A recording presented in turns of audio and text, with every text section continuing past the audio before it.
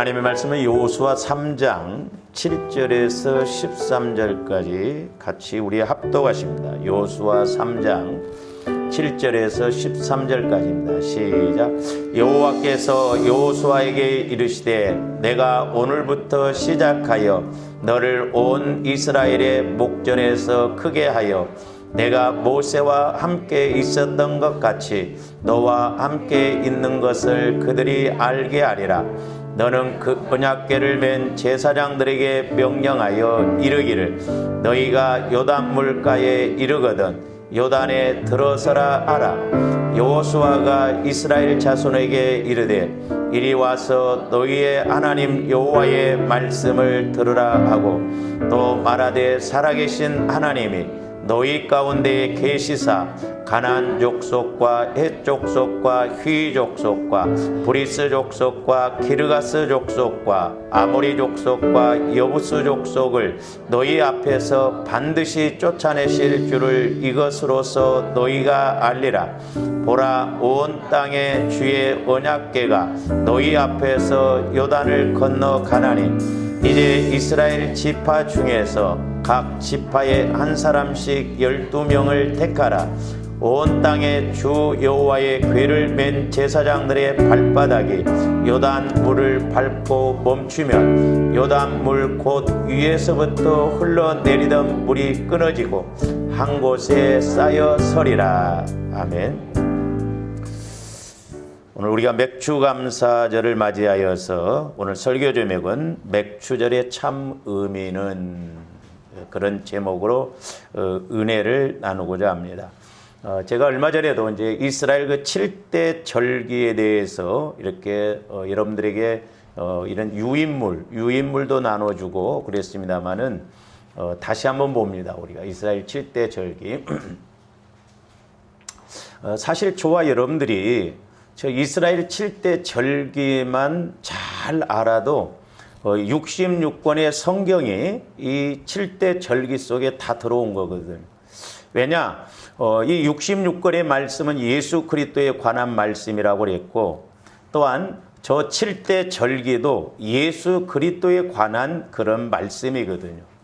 그래서 저와 여러분들이 저 7대 절기의 영적인 의미를 잘 알고 성경을 읽으면 성경이 줄기가 잡히면서 이렇게 알아집니다. 그래서 이제 우리 하나님께서도 특별히 저 7대 절기 중에 이스라엘 백성들 중에 그 남자들은 1년에 3차례씩은 꼭 와서 이렇게 예물을 드리면서 그 절기를 지키라고 그랬는데 그 세 가지가 뭐냐면 하나는 유월절입니다. 그리고 두 번째로는 오순절, 즉 7.7절이에요. 그리고 이제 마지막 수장절이죠. 오늘날도 마찬가지죠. 저 유월절은 예수 그리스도의 죽으심, 이스라엘 백성들이 애굽에서 출애굽한 것을 의미하잖아요. 그리고 오순절은 이제 성령이 강림하신 것. 그래서 오늘날 저와 여러분들이 신앙도 다른 것 없어요. 저와 여러분들이 그리스도의 보혈을 적용을 잘 해서 우리가 성령의 인도를 받으면 말씀이 깨달아지고 영적 세계가 알아지고 그래서 우리가 힘있게 신앙생활할 수가 있는 겁니다. 근데 마귀는 철저하게 이걸 모르게 해서 육신적으로 그냥 신앙생활하게 해서 그냥 의미도 모르고 그냥 막연하게 이렇게 신앙생활하는 거예요.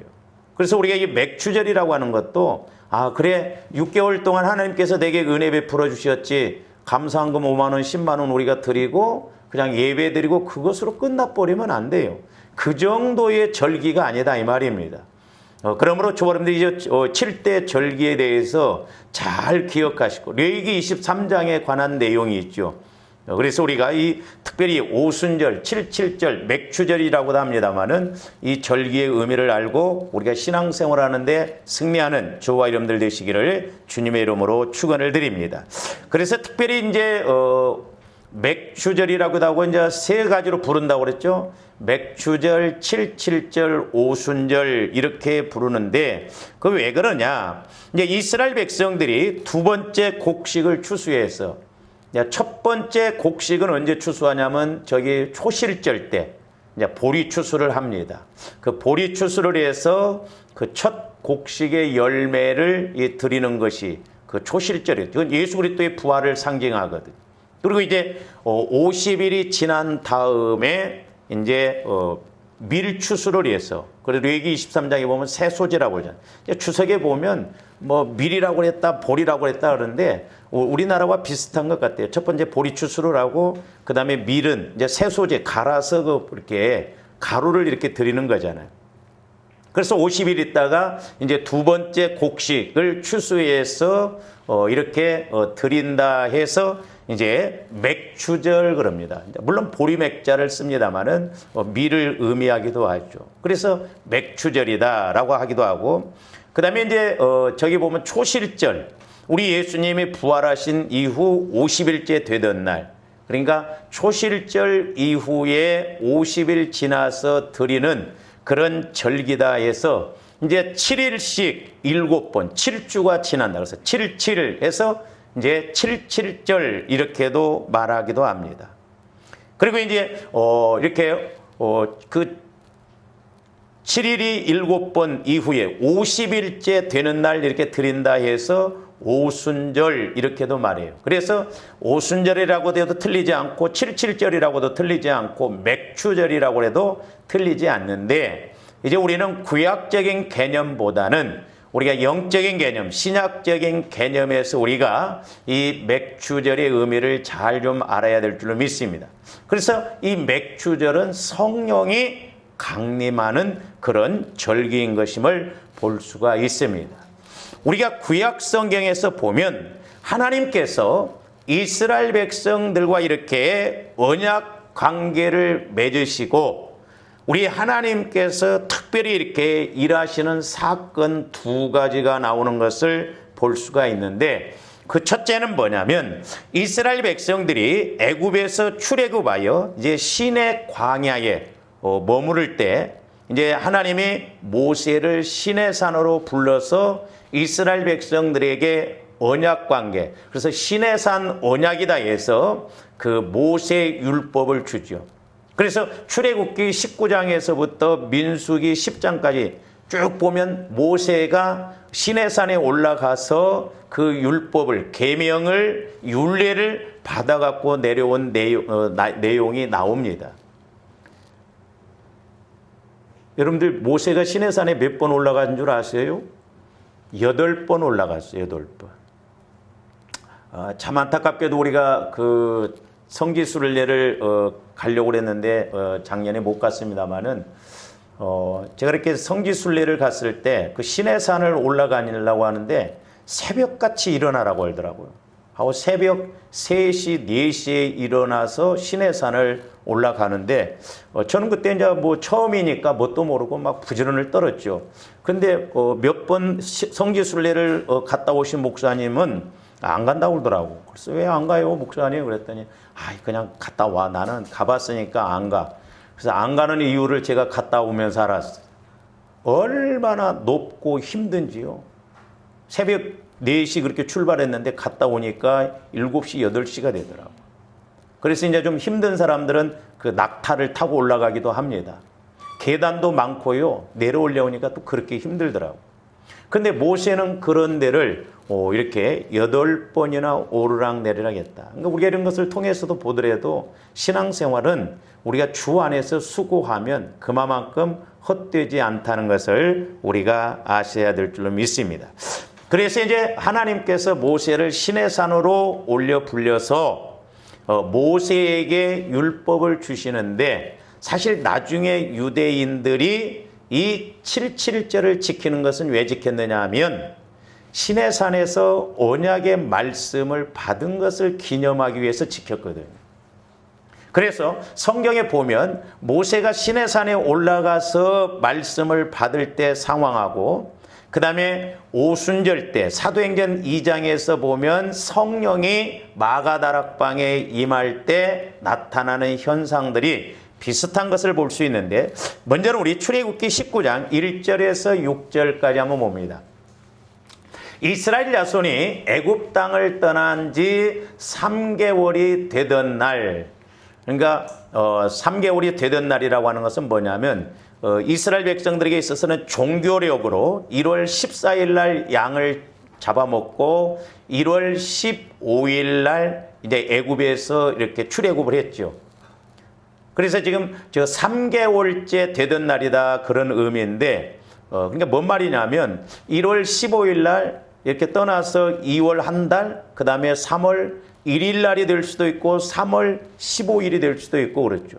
그러나 딱 날짜로 정확하게 따져본다고 한다면 한 3월 6일째 되던 날이 정확하게 50일째 되던 날이거든요. 그러니까 지금 모세가 시내산에 올라갈 때가 바로 이스라엘 백성들에게 물론 이제 시내산에 올라가서 계명을 주실 때 이 절기도 말씀하셨지만은 그러나 하나님께서는 이스라엘 백성들이 출애굽을 할 때 출애굽기 12장에서부터 보면 6월절에 대해서 말씀을 하셨거든요. 무교절 이런 것. 그런 의미예요. 신의 광야에 이르니라 그들이 느비딤을 떠나 신의 광야에 이르러 그 광야에 장막을 치되 이스라엘이 거기 산 앞에 장막을 치니라. 그래서 이스라엘 백성들이 저기에서 거의 한 1년 정도 11개월 정도를 머물러 있습니다. 그래서 모세를 통해서 그 율법을 받고 가르침을 받는 것을 볼 수 있는데 자 계속 봅니다. 모세가 하나님 앞에 올라가니 여호와께서 산에서 그를 불러 말씀하시되 너는 이같이 야곱의 집에 말하고 이스라엘 자손들에게 말하라. 그러면서 4절 내가 애굽 사람에게 어떻게 행하였음과 내가 어떻게 독수리 날개로 너희를 업어 내게로 인도하였음을 너희가 보았느니라. 그러니까 이스라엘 백성들은 하나님으로 인하여 민족이 세워진 거예요. 그리고 하나님의 선민이기 때문에 이제 하나님의 백성으로서 어떻게 살아야 할 것을 가르쳐준 내용이 율법, 율례 그런 계명들이거든요. 그러면서 5절, 6절 봅니다. 세계가 다 내게 속하였나니 그러니까 이스라엘 백성들이 하나님 말씀대로 순종하고 그렇게 믿고 나가면 하나님이 세계적으로 높이신다는 거죠. 지금도 보면 이스라엘 유대인들이 세계 경제권을 다 잡았다고 그러죠. 이스라엘 백성들이 복을 받은 것이 두 가지인데 하나는 경제권이고 하나는 교육이에요. 교육. 근데 영적으로는 복을 못 받았어요. 유대교를 지금 믿는 사람들은 예수를 아직도 안 믿습니다. 그러나 어쨌든 그들을 하나님이 모세와 아브라함을 통해서 약속을 주셨기 때문에 그럼에도 불구하고 복을 주셨어요. 그래서 너희가 내 말을 잘 듣고 내 언약을 지키면 너희는 모든 민족 중에서 내 소유가 되겠고 하나님의 자녀가 된다. 그러니까 오늘날도 마찬가지입니다. 저도 이제 이렇게 목회자로서 이렇게 성경을 읽고 또 준비를 하다 보면 이 66권의 말씀이 다 들어오는 건 아니에요. 그러나 내가 보혈을 통해서 내 마음을 자꾸 성화시켜서 내 영혼인 속사람이 예수 그리스도의 마음 안에서 이제 이렇게 기도하고 그럴 때 성령께서 어떤 말씀을 주시면 또 성경을 이렇게 읽다 보면 그 말씀들이 레마로 이렇게 톡톡 들어올 때가 있어요. 그래서 적어도 저와 여러분들이 하나님을 믿는 자녀로서 이제 내 마음 갖고 믿는 것이 아니라 내 마음이 그리스도의 마음으로 자꾸 성화가 이루어져서 이제 성령께서 나에게 주시는 그 말씀을 따라 나갈 때 하나님이 일하시고 역사하실 줄로 믿습니다. 그러니까 지난번에 우리가 블레셋과의 전쟁에서도 말씀을 상고했습니다마는 이스라엘 백성들이 하나님과의 그 관계가 안 되기 때문에 그래요. 근데 그때만 그러냐? 지금도 하나님을 믿노라 하면서 교회는 왔다 갔다 하지만 사실 하나님과의 관계가 안 이루어지면서 신앙생활하는 사람들이 의외로 많다는 것이죠. 제일 중요한 게 뭐냐면 하나님과 관계를 맺는 거예요. 제가 요즘 여러분들의 중복기도 하면서 또 여러분들을 보면서 다른 거 없어요. 우리 권사님이, 우리 집사님이 얼마만큼 하나님과의 관계를 맺고 가느냐. 제가 그것만 보는 거예요. 하나님과의 관계를 맺으면 다른 건 문제될 것이 없기 때문에 그렇다 이 말이죠. 관계가 없이 여러분들이 아무리 열심을 내고 와서를 해도 겉사람만 왔다 갔다 하죠. 하나 영적인 관계가 안 이루어지는 것을 볼 수가 있고요. 6절 너희가 내게 대하여 제사장 나라가 된다. 제사장 나라가 된다. 수임받고 지배하고 다스리는 저와 여러분들 그래서 왕 같은 제사장이라고 그랬잖아요. 그러니까 죄의 문제에 대해서도 우리는 왕권의 그런 복음을 주셨기 때문에 우리가 환경적인 문제, 영적인 문제도 하나님의 자녀로서 체험하고 누려야 될 줄로 믿습니다. 뿐만 아니라 거룩한 백성이 되리라 그래서 구별된 하나님의 선민으로서. 그래서 너는 이 말을 이스라엘 자손에게 전할지라는 거예요. 사실 저와 여러분들이 말씀을 이렇게 줄이고 핵심적인 거 보면 그 이스라엘 7대 절기, 그 7대 절기 중에서도 유월절과 오순절 그것만 알면 우리가 확실하게 알고 나갈 수가 있는 것입니다. 그 다음에 출애굽기 19장 9절도 봅니다. 여호와께서 모세에게 이르시되 내가 빽빽한 구름 가운데서 내게 임함은, 저기 빽빽한 구름이라고 하는 것은 비구름을 말하고 어두운 구름을 말해요. 그러니까 막 비가 막 소나기가 쏟아지려고 할 때는 막 먹구름이라고 그러잖아요. 어둡잖아요. 근데 이스라엘 백성들이 광야 생활을 할 때 하나님께서 낮에는 무슨 기둥으로? 구름 기둥으로 인도를 하셨어요. 저 구름은 오늘날로 말하면 성령을 상징해요. 어떻게 보면 표현상 조아름들이 좀 성령 충만을 받고 성령 침례를 받을 때 좀 빽빽하게 확실하게 우리가 성령에 잠기는 그런 은혜가 있기를 주님의 이름으로 축원을 드립니다. 그냥 전라도 말로 깔짝깔짝 그 조금 그게 아니라 빽빽한 구름, 무거운 구름같이 성령이 나를 완전히 사로잡아서 내가 뒤집어지고 바뀌어지고, 그래서 성령께서 이렇게 역사하시는 그런 신앙생활하면 얼마나 좋겠습니까? 그 다음에 16절에서 20절도 봅니다. 셋째 날 아침에 우레와 번개와 우레와 번개, 오순절 때도 그랬죠. 마가다락방에 불의 혀같이 갈라지는 막 그런 소리가 임하고 그런 걸 보죠. 번개와 빽빽한 구름이 산 위에 있고, 조아름대 될 수 있으면 자꾸 통성으로 부르짖어서 기도하는 게 좋습니다. 묵상 기도하면요 기도가 안 늘어요. 잡탕기도 되기 쉽습니다. 저도 해보니까 그래요.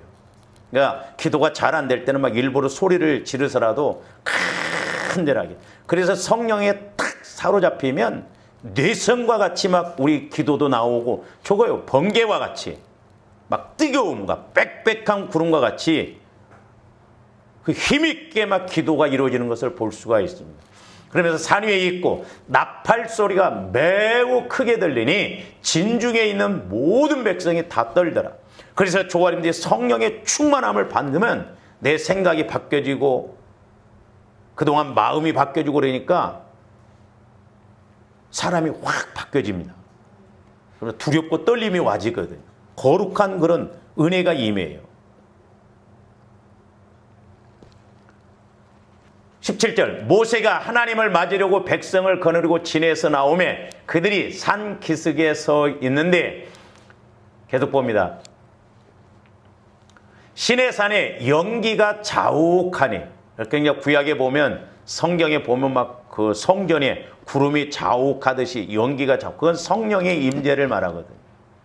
여호와께서 불 가운데서 거기 강림한 불 가운데서.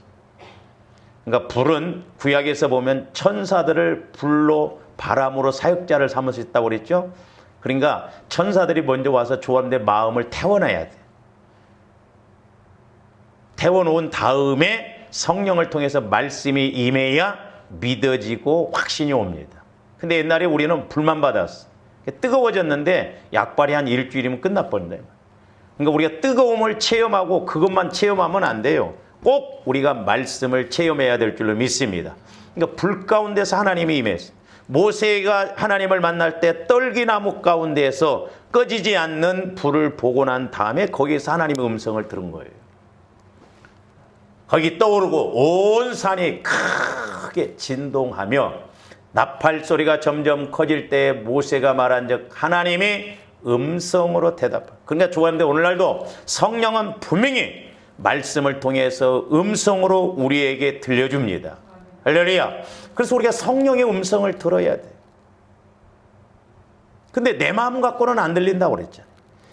내 마음이 아니라 그리스도의 마음으로 우리 마음을 그래서 보혈로 자꾸 성화를 이루어서 그러면 그리스도의 마음 안에서 나 영혼이 이렇게 자꾸 자라나고 그 영혼이 성령을 통해서 말씀을 받을 때 말씀이 확실하게 믿어지고 깨달아지고 체험이 이루어지거든요. 그러면서 여호와께서 시내산 곧 그 산 꼭대기에 강림하시고 모세를 그리로 부르시니 모세가 올라가매 그랬어요. 그러니까 모세는 하나님을 직접 대면했다고 그랬어요. 오늘날도 저와는데 성령 하나님을 통해서 직접 대면하고 만나는 은혜가 있기를 주님의 이름으로 축원을 드립니다. 그런데 이제 구약에서 보면 이렇게 시내산 율법을 시내산에서 주실 때 저런 현상이 나타났는데 이제 신약에 와서는 우리 예수님이 언약을 또 하시죠. 내 아버지께서 약속하신 성령을 기다리라. 그래서 우리 예수님도 이제 성령의 언약을 이렇게 주시는데, 자, 사도행전 2장 1절에서 4절 봅니다. 저기 보면 오순절날이 이름에 지금 이스라엘 백성들이 77절을 지키기 위해서 3대 절기를 지키기 위해서는 세계에서 막 다 오거든요. 그때가 오순절이에요. 이제 신약적인 측면 77절 맥주절입니다. 그들이 다 같이 한 곳에 모였더니 호련히 하늘로부터 급하고 강한 바람, 아까 우리가 구약에서 빽빽한 구름 속에 번개같이 뇌성이 울렸다고 그랬잖아요. 그러니까 성령의 역사도 이렇게 임합니다. 그들이 앉은 온 집에 가득하면 좋아하는데 현실적으로 체험할 수가 있어요. 그러니까 우리가 성령의 인도를 받으면 영적으로도 체험이 이루어지고 환경적으로도 가나안의 현세 천국이 이루어지는 복이 임할 줄로 믿습니다. 그러면서 계속 봅니다. 저기 보면 마치 불의 혀처럼 갈라지는 불이 탈 때 막 이렇게 불꽃이 막 올라가잖아요. 그러니까 이스라엘 백성들이 구약에서 성령이 우리 하나님이 임하실 때도 막 빽빽한 구름 속에서 나팔 소리가 들고 막 땅이 진동하고, 예? 그래서 오순절 사건이나 시내산 사건이 같은 맥락입니다. 그들에게 보여 각 사람 위에 하나씩 임하여 있더니, 저와 여러분들이 이렇게 기도할 때 성령의 인도를 받잖아요. 느낍니다. 성령이 각 사람 위에 머물렀다는 건 뭐예요? 조합들이 성령의 인도를 딱 받아보면 벌써 막 기도가 달라지고 내용이 달라집니다. 그러니까 지금 집사님이 권사님이 은혜 받고 있구나. 근데 그게 안 된 사람은 맹맹 감각이 없어요. 체험이 안 이룬다. 그래서 생장작은 우선 불에 태워야 되죠. 그러니까 우리가 처음에는 기도를 막 부르짖어서 기도해야 돼요. 묵상 기도는요, 우리가 모닥불이 타고 난 다음에 불꽃이 없어도 불기운이 있죠. 묵상 기도는 사실 깊은 단계로 들어가는 기도입니다. 그러니까 저도 이렇게 부르짖고 나서 이제 성령의 지배를 받으면 묵상을 해도 제 안에서 성령이 조곤조곤 이렇게 말씀해 주세요. 근데 나는 원래 소리 내는 거 못해. 나는 묵상 기도 스타일이야. 영적인 힘이 잘 안 나와요. 잡탕 기도가 돼버린다 이 말이죠. 저는 부르짖어 기도해봐도 마귀가 그렇게 다른 생각을 통해서 방해를 하는데, 물에 푹 젖어 있는 것처럼 그래가지고 장작 위에 올려놔도 감각이 없잖아요. 연기만 피우지. 4절, 그들이 다 성령의 충만함을 받아.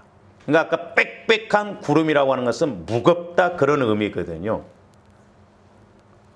그러니까 성령 충만하면 이제 내가 아니라 성령에 사로잡혀서 나가는 거예요. 그래서 말하게 하심을 따라 다른 언어들로 말하기를, 그러니까 방언, 표적 방언이라든가 은사 방언 이런 것이 나타나요. 그러니까 우리가 방언만 해봐도 막 새롭습니다. 이렇게 좋은 예수를 내가 미처 몰랐는가.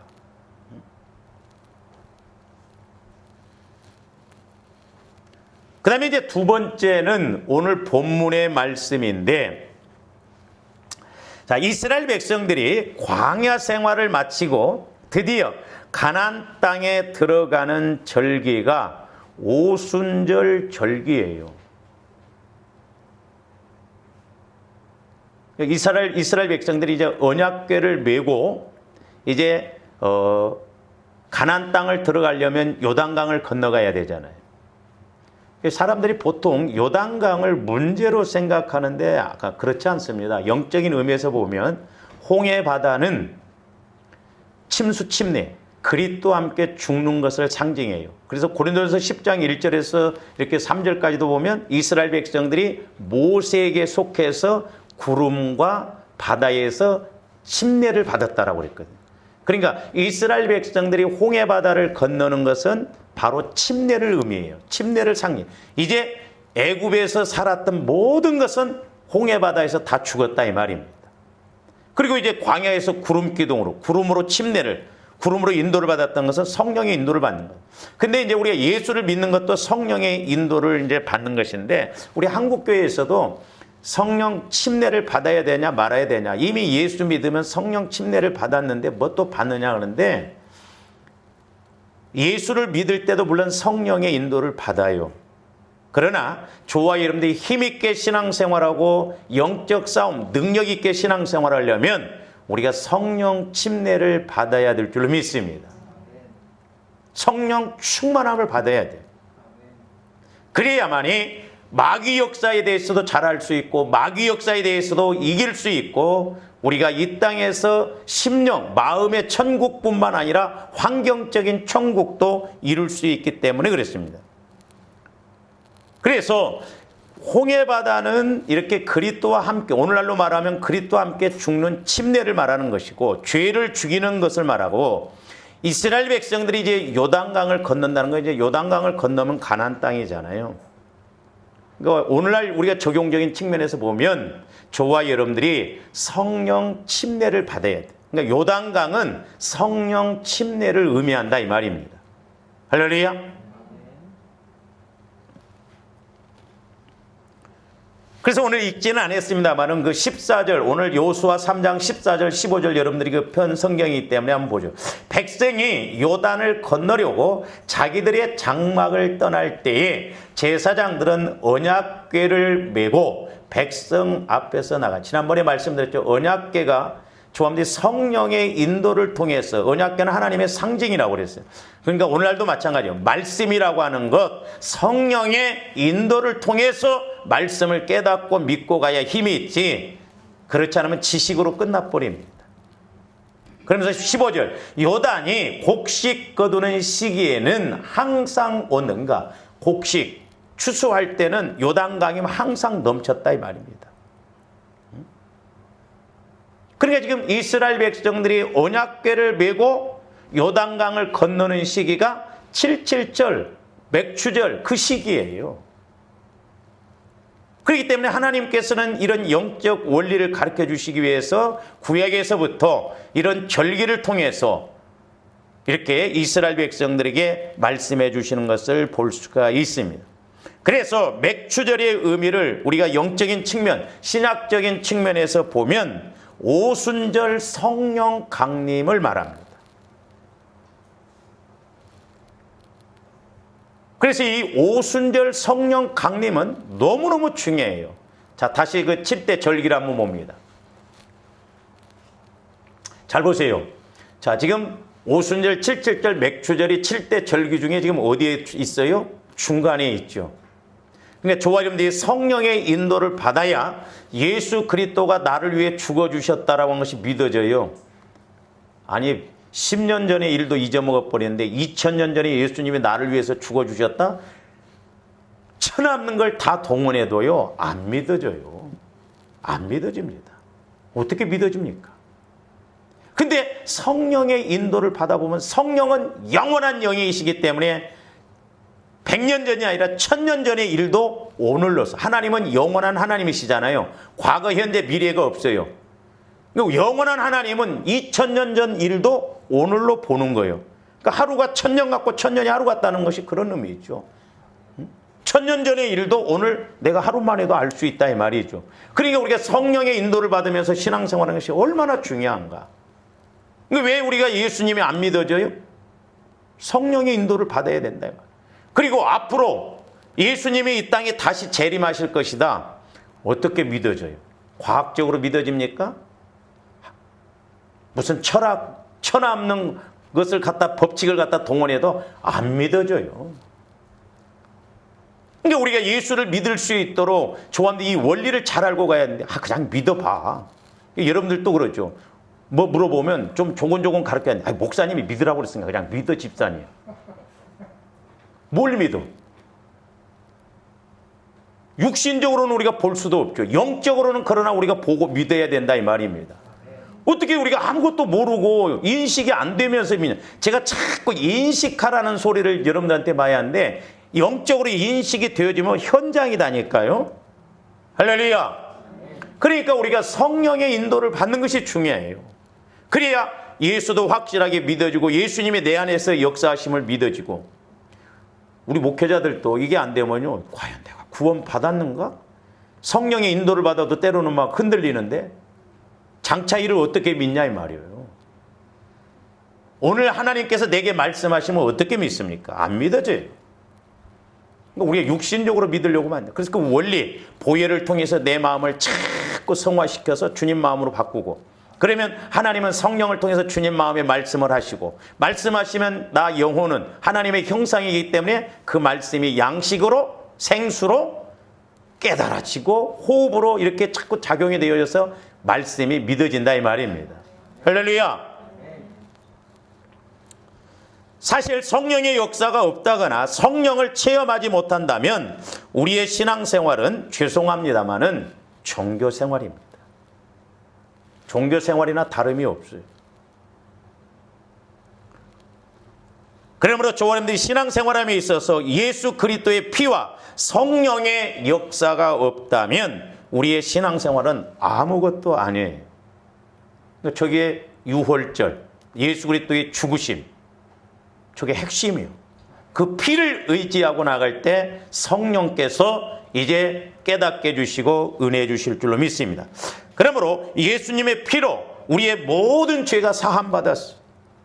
여러분 좋아하는데 예수 피를 의지해야 돼. 근데 제가 이렇게 타교인들한테 예수 피를 해보라면 이상하게 생각을 하더라고요. 이상하게. 마귀가 그렇게 방해를 합니다. 우리 진솔이 엄마인 그 김혜숙 집사님이 엊그저께 전화가 왔더라고요. 어린이집에 그 선생님이 확진자가 생기는 바람에 2주 동안 이렇게 자가격리를 하는데 어차피 오늘 우리 아마 지금 예배를 듣고 있을 거예요. 그러면서 가끔 이렇게 한 번씩 와서 그냥 기도받고 제가 자꾸 이렇게 이야기를 해주니까 목사님이 예수 피 의지라고 하면 좀 이상하게 그렇게 생각하고 자꾸 뭐 이렇게 말씀하는데 잘 안 됐더라는 거예요. 근데 며칠 전에 하나님께서 현상을 보여주시더라는 거예요. 보자기 속에 이렇게 막 미꾸라같이 이런 거 쓰면서 막 소금불을 막 하듯이 김혜수 피자님이 뭐 이렇게 문제가 오면 막 이렇게 고르는데 이제 알겠다는 거예요. 그래서 내가 그거라고 그랬어. 그거. 그러니까 하나님은 영적인 실체를 때로는 짐승으로 그런 어떤 현상으로 보여줘요. 그것을 처리했더니 마음이 훨씬 편하고 기쁘다는 거예요. 그러니까 저런데 내 마음 나는 몰라요. 여러분들 여러분 마음을 볼 줄 알아요? 모릅니다. 성령만이 아셔요. 그러니까 보혈을 통해서 이렇게 계속 적용해 보면 더러워서 못 봐요. 저와 여러분들 안에 돼지도 있고 호랑이도 있고 여우도 있고 별의별 것이 꽉 차 있다니까. 그걸 달고 예수를 믿으니 마귀가 이렇게 역사하니 성령께서 어떻게 그 더러운 데다 뭘 하겠어요. 그러니까 우리가 보혈을 통해서 이렇게 나가야 될 줄로 믿습니다. 그래서 이렇게 예수 그리스도의 보혈을 통해서 우리가 모든 죄가 사함받았고 예수님께서 부활 승천하셔서 성령을 보내주심으로 그 성령님으로 말미암아 우리가 확신이 와줘요. 확신이 와주고 체험신앙이 이루어질 수가 있습니다. 할렐루야.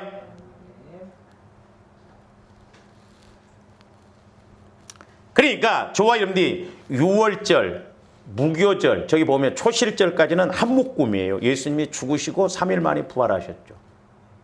그러니까 내가 예수 그리스도의 보혈을 자꾸 의지하면 내가 죽어져야죠. 무교절이라는 건 뭐예요?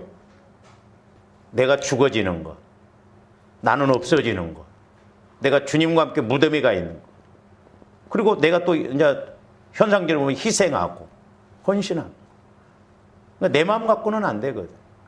그럴 때 우리에게 부활신앙이 일어나요. 부활신앙. 초실절.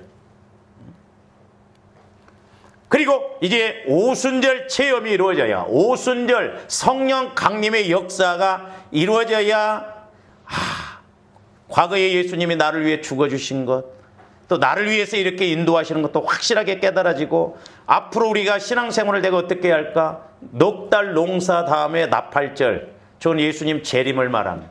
좋아하는데 지금 신앙 농사를 짓고 있는 거예요. 우리는 성령으로 농사를 잘 져야 될 줄로 믿습니다. 우리가 영적인 농사를 잘 져야 돼. 그래야 우리가 부끄러운 구원을 당하지 않아요. 그래서 예수님의 보혈과 성령은 하나이시며 떼려야 뗄 수 없는 하나의 관계입니다. 그러니까 6월절부터 오순절까지는 시간상으로 보면 이렇게 차이가 있지만 한 세트예요. 한 묶음이에요.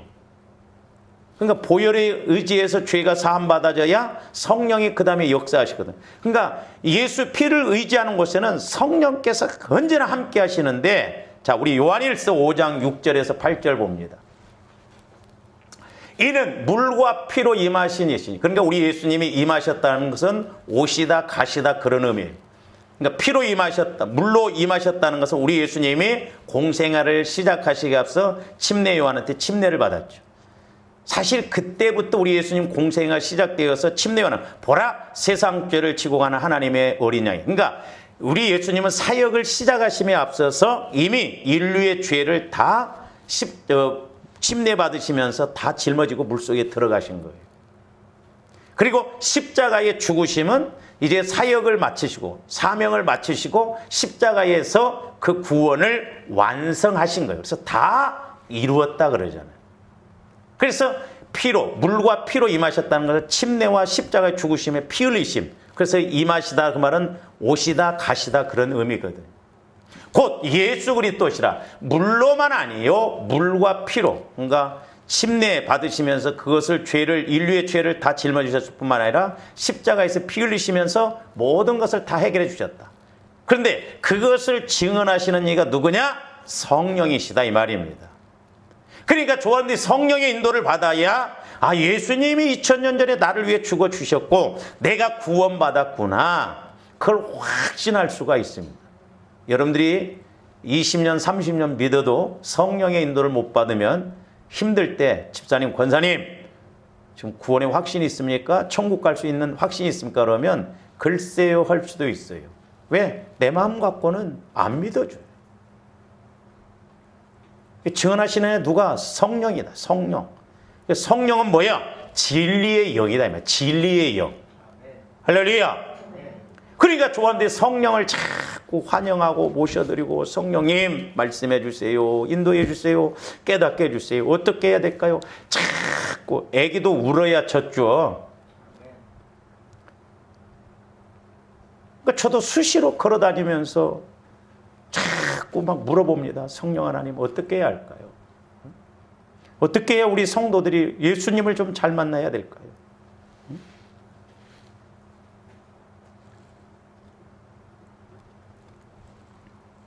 그러면서 증언하는 이가 셋이니 성령과 물과 피라. 그게 저 뭘 말이냐면 증언해요. 이제 성령이 이렇게 셋인데 그 증언하는 것이 확실히 체험이 된 게 뭐냐면 이제 물은 예수님이 그 공생애를 시작하기에 앞서 침례받았다고 그랬죠. 근데 이제 침례 요한이 뭐라고 했어요? 나는 너희로 회개케 하기 위하여 물로 침례를 준다 그랬어요. 그러니까 저와 여러분들이 회개할 때 분명히 그 역사가 나타나요.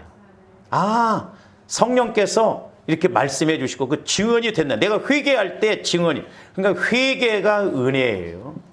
제가 수요일 날 설교를 다 못했습니다만은 가나안 여인이 예수님한테 어떻게 보면 영적으로 그 모진 소리를 듣잖아요. 자녀의 떡을 취해서 개에게 던지면 그게 사실 욕이 아니에요. 그 여인의 영적 상태를 지적한 거예요. 근데 그 여인은 자존심 버리고, 그래서 제가 이제 나중에 한번 설교를 하는데 7단계로 이렇게 가지는데, 그래도 나는 예수님이 해주셔야 됩니다. 확신을 가지고 그러니까 믿음이 크도다 그랬어요. 사실 믿음이 큰 믿음은 어디서 냐 회개자라는 것이 믿음 큰 거예요. 할렐루야. 근데 작은 믿음 갖고는 문제 해결 못 받잖아요. 그러니까 회개할 때 성령이 역사하고, 그 다음에 예수 그리스도의 피를 의지할 때 성령이 역사해요. 그러니까 회개도 예수 피도 성령도 셋이 하나가 되어져서 증언이 되어지고 깨달아지고 체험이 이루어진다 이 말입니다. 그러면서 성령과 물과 피라 또한 이 셋은 합하여 하나다. 왜? 예수를 만나게 되니까. 하나님을 체험하게 되니까. 그래서 우리가 회개만 잘해도 은혜 받아요. 예수의 피를 의지하면 성령의 인도를 받습니다. 회개할 때 성령의 인도를 받습니다. 그래서 성령은 진리요, 영이셔요. 그렇기 때문에 그 영이 내 안에서 말씀해 주시고 깨닫게 할 때 확신이 와지는 것입니다. 할렐루야. 그러므로 저와 여러분이 예수 그리스도를 확실히 믿고 체험 있는 신앙생활이 되려면 성령 하나님을 인식해야 돼요. 성령 하나님이 나를 성전 삼으시고 계신다는 것을 먼저 인식해야 돼요. 그리고 모셔야 돼요. 그러니까 육신의 소욕과 성령의 소욕이 서로 대적함으로 우리가 실제 원하는 일을 못한다고 그랬잖아요. 이왕이면 조합대 교회 다닐 때 그냥 왔다 갔다 하지 말고 성령의 인도를 받아가면서 신앙생활하면, 맞아, 그래서 목사님이 그렇게 말씀하셨구나. 응? 그렇게 돼야 목사님 식사라도 한번 하죠. 또 예? 고마워서.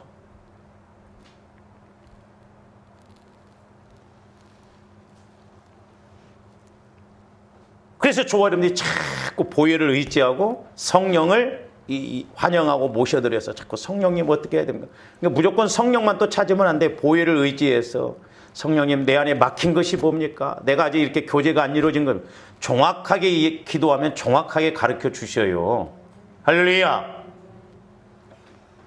그래서 성령은 저와 여러분들 언제나 우리 안에서 보증으로 말씀해 주시고 깨닫게 해 주십니다. 제가 오늘 아침에 새벽 기도를 할 때도 조금도 좀 변화돼야 할 거 아니에요. 어떤 데 제가 극단적으로 내가 목회를 그만둬야 되는가 막 그런 마음도 와요. 성령께서 내 마음에서 내가 이스라엘 백성들 보고 이랬으면 복창 터진다. 그러니까 성도 바라보지 말고 나 바라보라는 거야. 근데 사람인지라 그래서 제가 그런 질문을 했어요. 아니 하나님, 그러면 저한테 맡겨준 성도들인데 그 변화가 안 되는데 그러면 내 책임이 있지 않습니까? 그래도 그렇게 해야 됩니까? 변화되고 안 되고는 네 몫이 아니라는 거예요. 내가 가르쳐준 것만 하고 너는 가라 이 말이죠. 자, 고린도후서 1장 20절에서 22절도 봅니다. 하나님의 약속은 얼마든지 그리스도 안에서 뭐가 된다? 이해가. 그리스도 안에서예요. 그러니까 그리스도의 마음을 자꾸 가져야 돼요, 조아름들이.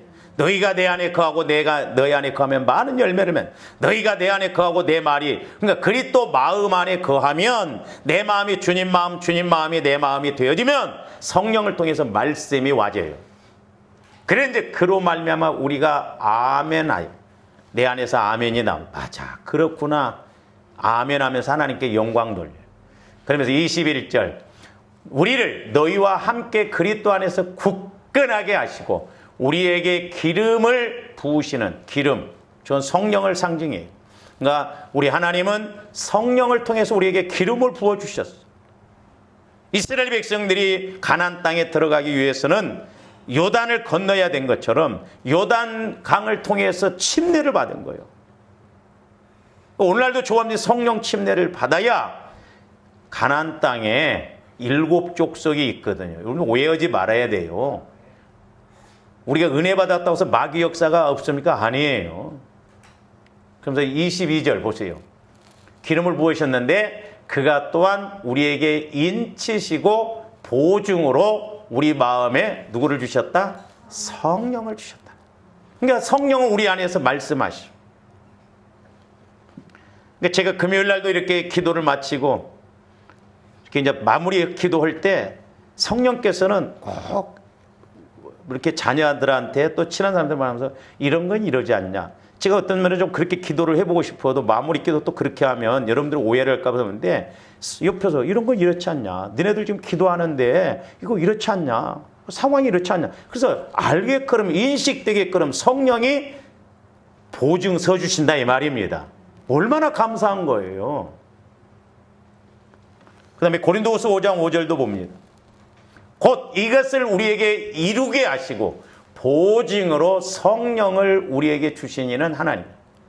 우리에게 하나님이 성령을 보증으로 주셨어요. 그래서 성령이 가르쳐 주시고 성령이 말씀하신다 이 말입니다. 영원한 성령 하나님이 보증서 주셨다니까요. 우리가 쓸데없는 보증 쓰지 말고 성령께서 나를 보증서 주는 그 성령님께 의지하고 가야 될 줄 믿습니다. 그 다음에 에베소서 1장 13절에서 14절 말씀도 봅니다. 그 안에서라는 거 예수 안에서요. 그래서 에베소서 1장에는 그리스도 안에서 그러니까 아까 우리가 유월절과 초실절 그것만 확실하게 이루어져도 나머지는 장래일이잖아요. 진리의 말씀 보세요. 곧 너희의 구원의 복음을 듣고 그 안에서 또한 믿어 약속의 성령으로 인치심을 받았다. 성령으로. 예수 그리스도를 통해서 구원의 인침을 받고 또한 성령을 통해서 약속의 인침을 우리에게 주신 줄로 믿습니다. 할렐루야. 성령이 보증해 주신다니까요. 너 구원받았어. 너 하나님의 자녀야. 그러니까 조금씩 성령의 인도를 받아보면 확실하게 인식이 되어지거든요. 14절. 이는 우리 기업의 보증이 되사 그 얻으신 것을 속량하시고 그의 영광을 찬송하게 하려. 우리가 이 땅에서 하나님의 자녀로서 살아갈 수 있는 그런 영광의 기업, 천국의 기업 이런 걸 주시고 성령께서 역사하셔서 또한 우리를 찬송하게 하고 아 그렇구나 성령께서 이렇게 역사하시는구나. 그래서 저와 여러분들이 늘 이제는 이 맥주절을 통해서 성령의 역사하심을 체험하고 우리가 성령의 인도를 받는 저와 여러분들 되시기를 주님의 이름으로 축원을 드립니다. 우리 이 시간 합심해서 한번 기도하시겠습니다. 하나님 이제 나에게도 늘 보혈을 의지할 때마다 성령께서 말씀하여 주세요. 깨닫게 해주세요. 알게 해주세요. 그래서 가나안 7 족속을 물리치듯이 우리에게도 물리치게 해주세요. 우리 한번 통성으로 기도하십니다. 할렐루야. 아버지 하나님 감사를 드립니다.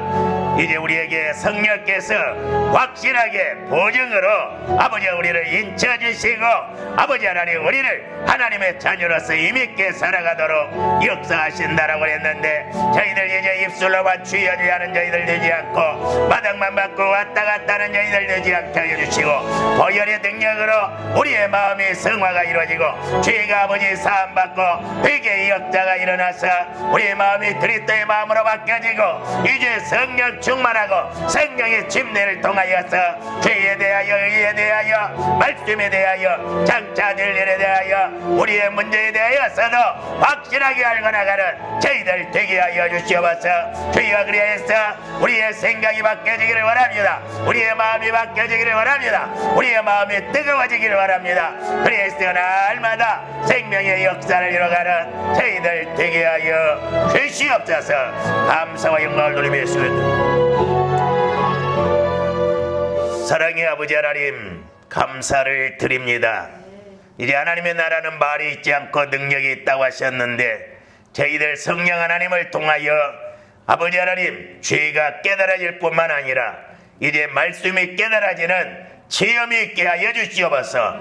악한 마귀 더러운 귀신의 역사도 체험이 이루어지게 하여 주시고 이제 성령의 역사도 체험이 이루어지게 하여 주셔서 우리가 무엇을 어떻게 행해야 할 것인가를 알게 하여 주시옵소서. 아버지여 이제 우리의 더럽고 악하고 어둡고 아버지 하나님 모든 것 보혈의 능력으로 깨끗하게 사해 주시고 이제 성령 충만하여 하나님 앞에 열심 내기에 충성하기에 부족함이 없는 저희들 되게 하여 주시옵소서. 감사와 영광을 돌리오며 살아계시고 말씀하시는 예수 그리스도 이름으로 기도하옵나이다. 아멘.